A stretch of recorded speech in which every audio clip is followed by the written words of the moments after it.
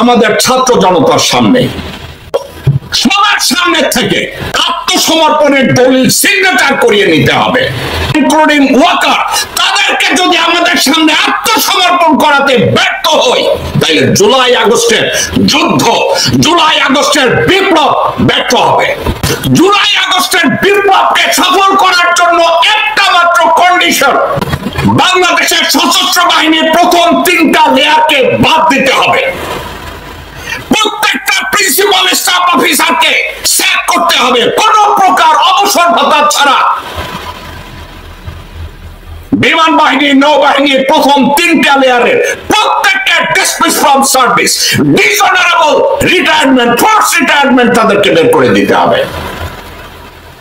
সচিবালয়ের প্রথম 3টা layer, secretary, additional secretary, joint secretary, deputy secretary, 3টা লেয়ারকে ছুঁড়ে ফেলে দিতে হবে। জেনারেল ওয়াকারুজ্জামানের সামনে টার্গেট একটা, ডক্টর মোহাম্মদ ইউনূসকে চায়নায় যেতে দেওয়া হবে না। টার্গেট একটা, ডক্টর মোহাম্মদ ইউনূসকে সফল হতে দেওয়া হবে না। টার্গেট একটা, বাংলাদেশকে সত্যিকার অর্থে স্বাধীনতা দেওয়া যাবে না। টার্গেট একটা, দেশের 20 কোটি মানুষকে দুমড়ে মুচড়ে মেরে ফেলে কাশ্মীর বানানো হবে। উদ্দেশ্য শুধু একটা, ডক্টর মোহাম্মদ ইউনূস বেঁচে থাকলে বাংলাদেশ একটা সার্বভৌম দেশ হিসাবে পৃথিবীর সামনে দাঁড়িয়ে যাবে। এটা করতে দেওয়া যাবে না। ভারতীয় কুত্তার বাচ্চারা, তাবাদারের বাচ্চারা ওয়াকারের নেতৃত্বে আজকের দেশটাকে এই পজিশনে নিয়ে এসে দাঁড় করিয়েছে, সাথে যোগ দিয়েছে বিশ্বদের সন্তানরা, সাথে যোগ দিয়েছে অনলাইনের অ্যাক্টিভিস্ট নামধারী কতগুলো বিশাল লেন্টি পড়া হারামজাদা খানকির ছেলেরা, যারা বলে ওয়াকার নাকি দেশের বন্ধু, যারা বলে ওয়াকার নাকি ওদের মাকে ধর্ষণ করে ওদেরকে পয়দা করেছে, যারা মনে করে ওয়াকার দেশের বন্ধু। দর্শকবৃন্দ, কে আগে বলেছে আর কে পরে বলেছে, forget it. From day one আমি বলেছি Wakeruzzaman is just a symbol of oppression. General ওয়াকারুজ্জামানের সামনে কখনো বিডিআরপি খানার বিচার হবে না। জেনারেল ওয়াকারের উপস্থিতিতে গুম খুনের বিচার হবে না। জেনারেল ওয়াকারের উপস্থিতিতে বাংলাদেশের সার্বভৌমত্ব রক্ষা হবে না। জেনারেল ওয়াকারের উপস্থিতিতে বাংলাদেশের অস্তিত্ব টিকবে না। জেনারেল ওয়াকারের সামনে 20 কোটি মানুষের কল্যাণ হতে দেওয়া যাবে না। জেনারেল ওয়াকারকে সামনে রেখে যেসব মানুষ চিন্তা করে যে বাংলাদেশে স্বাধীনতা আসবে, সার্বভৌমত্ব টিকবে, তাদেরকে বলবো মায়ের গর্ভে ঢুকে যান। এই পৃথিবীতে কারো বাঁচার অধিকার যদি থাকে, এই খানকির ছেলেকে সেনানিবাস থেকে টেনে হিসেবে নামাতে হবে। এই বিডিআর হত্যাকাণ্ডের বিচারের জন্য যারা নাবিশ্বাস উঠিয়েছেন এবং আমাকে লোকজনদেরকে বোঝানোর চেষ্টা করেন ওয়াকারুজ্জামান বোঝাবে, বিচার করবে, তারা বাংলাদেশে থাকার কোন অধিকার তাদের নাই, নৈতিক অধিকার নাই। আমি ঠান্ডা মাথায় একটা কথা বলতে চাই, ওয়াকারকে কমপ্লিটলি ফুল স্টপ করতে হবে যে কোনো মূল্যে।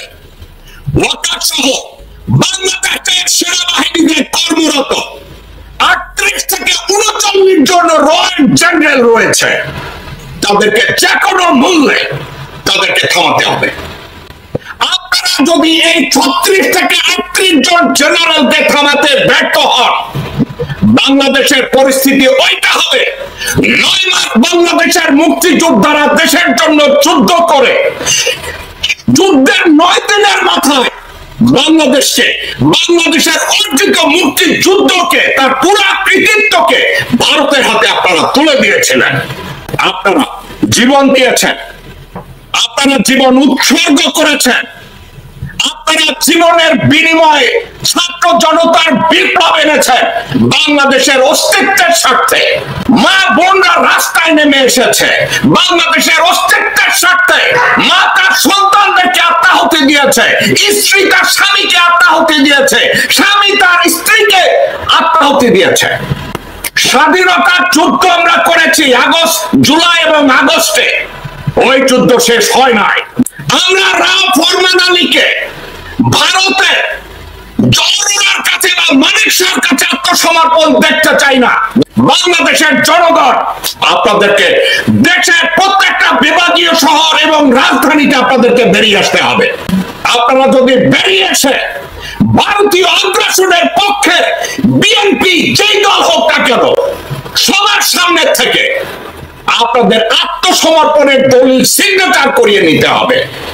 চিন্তা করে দেখুন, আমরা যদি ভারতীয় আগ্রাসনের সপক্ষে যারা রয়েছে সব কুত্তার বাচ্চারা জেলা অ্যাডমিনিস্ট্রেশনের 3টা লেয়ারকে ছুঁড়ে ফেলে দিতে হবে।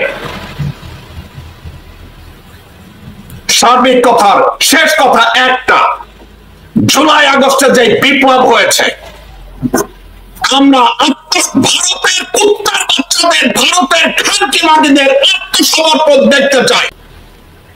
আমাদের ছাত্র জনতার সামনে এই শুয়ারের বাচ্চারা যেন আত্মসমর্পণ করে। আমাদের ছাত্র জনতার সামনে ওয়াকার যেন মাপছে নাকে খোঁজ দিয়ে ও যেন এখান থেকে বেরিয়ে যায়। দর্শকবৃন্দ, একটা কথা মনে রাখবেন, দেশ থাকলে আপনি থাকবেন, দেশ থাকলে আমি থাকবো, দেশ থাকলে বাংলাদেশের 20 কোটি মানুষ থাকবে।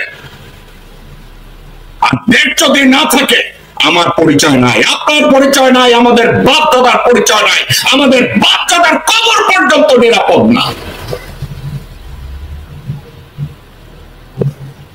দর্শকবৃন্দ, আমি বা অনলাইনে যারা ওয়াকারের বিরুদ্ধে কণ্ঠ তুলেছে, সে যাই হোক, যেই ওয়াকারের বিরুদ্ধে প্রতিবাদ করেছে, ওয়াকারের বিরুদ্ধে কথা বলেছে, তাদের সাথে আমি একমত। হোক সে আমার শত্রু, কিছু আসে যায় না। ওয়াকারের বিরুদ্ধে এবং বাংলাদেশের পক্ষে এবং ভারতীয় আগ্রাসনের বিপক্ষে যারা তাদের কণ্ঠ রেজ করেছে, আমি তাদের পক্ষে। দর্শকবৃন্দ, দেশের ছাত্র জনতা যারা আছে, আমাদের সবার দায়িত্ব, যেসব অকুতোভয় ছাত্ররা আজকের ওয়াকারের সঠিক চেহারা আপনার আমার সামনে খুলে দিয়েছে, এবার রাস্তাঘাটে নামার আমাদের সময়।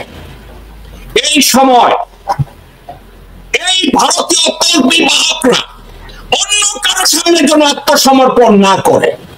আত্মসমর্পণ করতে হলে এদেরকে ডক্টর মোহাম্মদ ইউনূস এবং বৈষম্য বিরোধী ছাত্রদের যাই নেতারা সামনে আছে তাদের সামনে গিয়ে নাকে খত দিয়ে তাদেরকে আত্মসমর্পণ করতে হবে। যে কোনো মূল্যে সহি সালামতে ডক্টর মোহাম্মদ ইউনূসের চীন সফরকে সফল করতে হবে। যে কোনো মূল্যে বাংলাদেশের সশস্ত্র বাহিনীর 3টা লেয়ারকে ধ্বংস করতে হবে, বিমান বাহিনীর 3টা লেয়ারকে ধ্বংস করতে হবে, ডিজিএফআই 3টা লেয়ারকে ধ্বংস করতে হবে, নৌবাহিনীর 3টা লেয়ারকে শেষ করতে হবে, সচিবালয়ের 3টা লেয়ারকে ডিস্ট্রয় করতে হবে।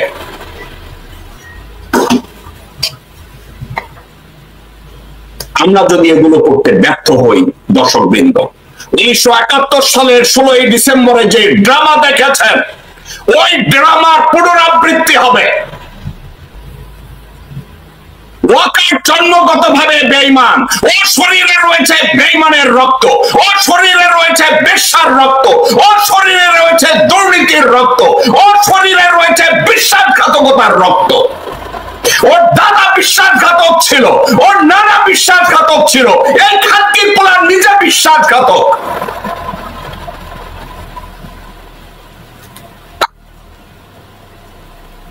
দেশের এই মুহূর্তে আমরা যদি ডক্টর মোহাম্মদ ইউনূসের পক্ষে রাস্তায় দাঁড়াতে ব্যর্থ হই, 1971 সালের 16 ডিসেম্বর যে মকারি দেখেছেন, পাকিস্তানি জেনারেলরা ভারতীয়দের কাছে সারেন্ডার করে, আপনারা দেখবেন এই বাংলাদেশে ওই ইতিহাসের আবার পুনরাবৃত্তি হবে। দয়া করে আল্লাহর ওয়াস্তে এটা হতে দিবেন না। আমরা ওই পুনরাবৃত্তি দেখতে চাই না। নতুন মির্জাফরের ভূমিকা 2009 সালে 25 এপ্রিল থেকে দেখে আসছি। এই বেঈমানের বাচ্চা, এই নিমখারামের বাচ্চা, এই বিশ্বাসঘাতকের বাচ্চা, এই লেন্টি করার বাচ্চা ওয়াকারুজ্জামানের কার্যক্রমকে যে কোনো মূল্যে আমাদের প্রতিহত করতে হবে।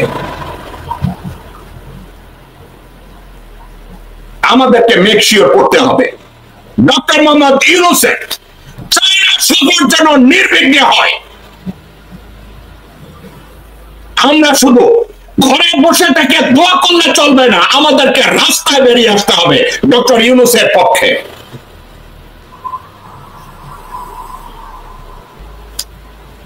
অনলাইনে যারা কথা বলছেন আমি তাদের উদ্দেশ্যে বলছি, কে ওয়াকারের পক্ষে বলেছে, কে ওয়াকারের বিপক্ষে বলেছে, কে আগে বলেছে, কে পরে বলেছে, আমি এগুলো নিয়ে মাথা ঘামাই না।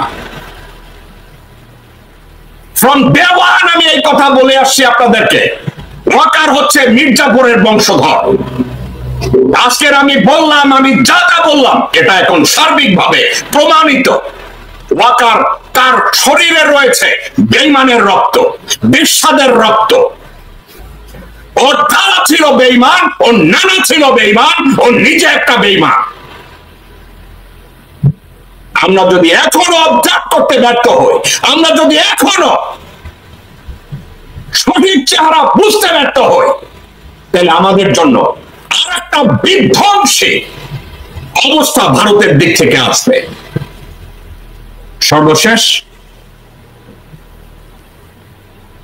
অবস্থার দৃষ্টিতে আমাদের যা মনে হচ্ছে, বিএনপি এখন বাংলাদেশের রাজনৈতিক দল বাদ দিয়ে তারা ভারতের স্বার্থ সংরক্ষণ করতে ওয়াকারের শরণাপন্ন হয়েছে, যার জন্য ওয়াকার বেগম জিয়ার সাথে দেখা করেছিল। বিএনপির অনেকে আপ্লুত হয়েছিল, জেনারেল ওয়াকার নাকি বেগম জিয়ার সাথে দেখা করে সৌজন্যতা দেখিয়েছে। বলদ কাহাকে বলে?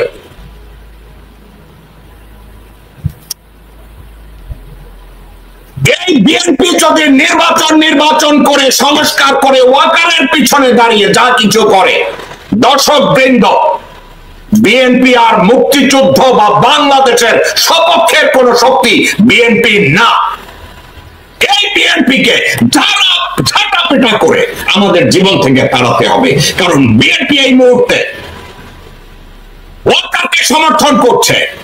ভারতের ডায়লগ আওয়ামী লীগ যা দিত সেটা পুনরাবৃত্তি করছে। হঠাৎ করে দেশের এই পরিস্থিতি কেন হচ্ছে? একটা কারণে, ডক্টর মোহাম্মদ ইউনূসের চায়না সফরকে যে কোনো মূল্যে বাধাগ্রস্ত করতে হবে, যে কোনো মূল্যে একটা অস্থিতিশীল পরিস্থিতি তৈরি করতে হবে। এর পায় তারা ওয়াকারুজ্জামান এই দায়িত্ব নিয়েছে, নৌবাহিনীর প্রধান এই দায়িত্ব নিয়েছে, বিমান বাহিনীর প্রধান এই দায়িত্ব নিয়েছে, পুলিশের প্রধান এই দায়িত্ব নিয়েছে, বিডিআর এর প্রধান এই দায়িত্ব নিয়েছে। এসব খানকির ছেলেরা, এসব বিশ্বাস ছেলেরা দায়িত্ব নিয়েছে ডক্টর মোহাম্মদ ইউনূসের চায়না সফরকে যাতে বাধাগ্রস্ত করা যায়।